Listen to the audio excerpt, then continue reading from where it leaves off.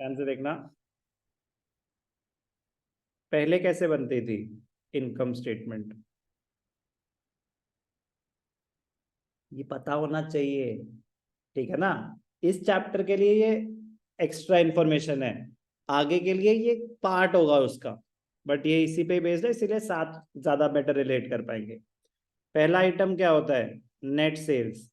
Net sales को अब हम क्या बोल रहे हैं, आरएफओ। मुझे लिखने की जरूरत नहीं, net sales sales minus sales return होता है।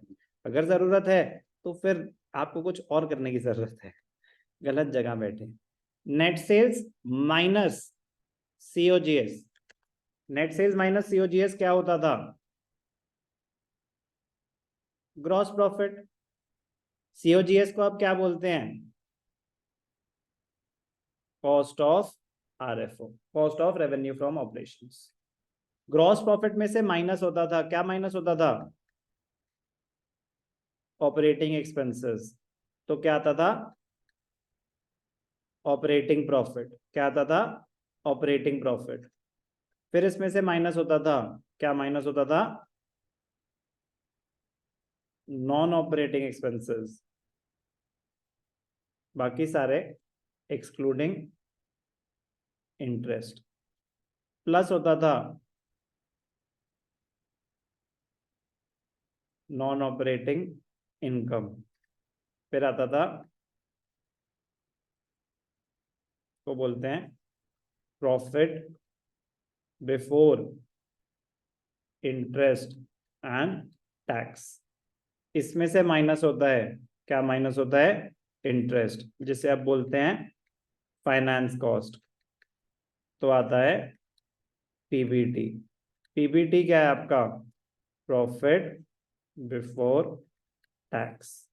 इसमें से माइनस होता है टैक्स, तो आता है प्रॉफिट आफ्टर टैक्स। अब जब इतना दूर पहुंच ही गए हो, इसके बाद पे होता है क्या, डिविडेंड। फिर आता है profit after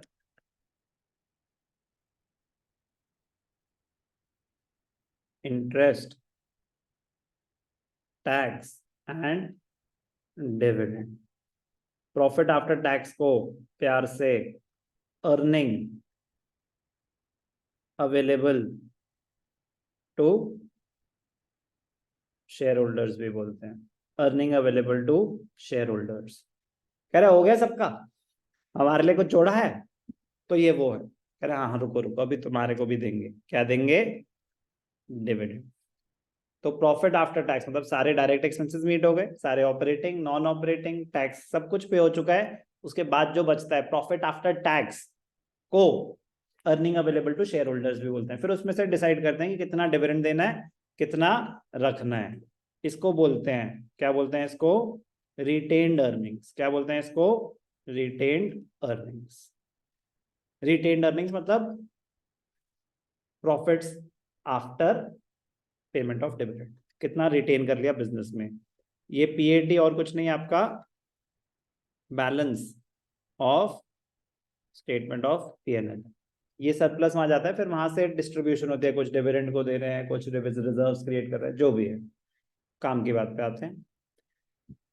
net sales minus COGS is equal to gross profit. यहां तक तो सबको समझ आया होगा, हाँ बस सर यहीं तक ही आया था। अब ध्यान से देखना, ग्रॉस प्रॉफिट के बाद सारे इनडायरेक्ट एक्सपेंसेस माइनस कर दें अगर, और इनडायरेक्ट इनकम ऐड कर दे, तो नेट प्रॉफिट आ जाता है।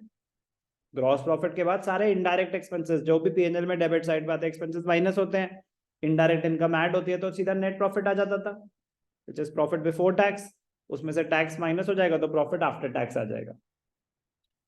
उसको फर्दर सब डिवाइड करा, उसको फर्दर सब, ये भी 11th में कर चुके हैं हम। ऑपरेटिंग प्रॉफिट भी एक कॉन्सेप्ट था 11th में, सर वो तो बस उसी दिन सुना था, उसी दिन डिलीट कर दिया था। एक्सपेंसेस जो इनडायरेक्ट एक्सपेंसेस हैं, मैं अभी सिर्फ एक ब्रीफ ओवरव्यू दे रहा हूं, क्योंकि आगे जाके दोबारा मुझे कराना है, क्योंकि जब टाइम आएगा ऑपरेटिंग रेशियो करा रहा हूँ तब तक आप भूल चुके होंगे।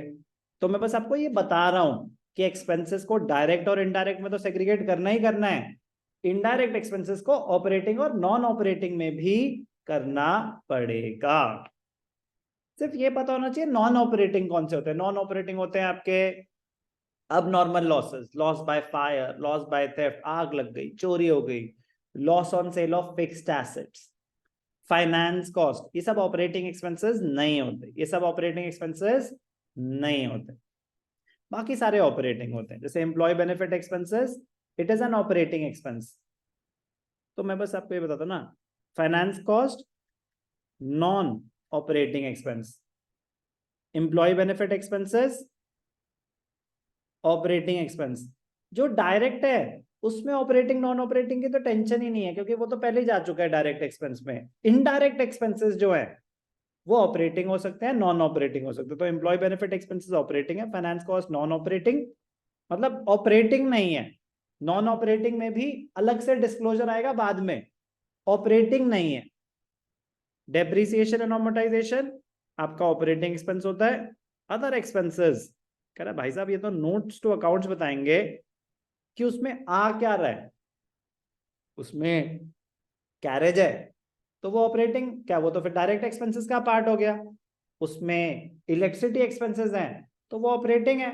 उसमें लॉस बाय फायर है या loss on sale of fixed assets है तो वो नॉन ऑपरेटिंग है। तो अदर एक्सपेंसेस कुछ भी हो सकते हैं। ओके, जल्दी से क्विक क्लोजर, बस ये दिखाया है इसको, तो मैं कह रहा हूं चलो ये बस बताना चाहता हूं कि ये यूज होगा, ये यूज होगा। ये इनकम स्टेटमेंट ओल्ड है, ठीक है ना, इससे आपका ग्रॉस प्रॉफिट भी निकलता है, ऑपरेटिंग प्रॉफिट भी निकलता है, पीबीटी भी निकलता है, पीबीआईटी भी निकलता है, पीएटी भी निकलता है। बट ये कहां पे जाके यूज होगा, will be used in ratios, will be used in ratio analysis and cash flow statement, दोनों में यूज होगा और अच्छा खासा यूज होगा। रेशियोज में प्रॉफिटेबिलिटी रेशियोज में, सीएफएस में तो operating cash from operating activities में। तो बस इसके लिए आपको क्या पता होना चाहिए, जो मेरे एक्सपेंसेस हैं यहाँ तो वो क्या होते हैं,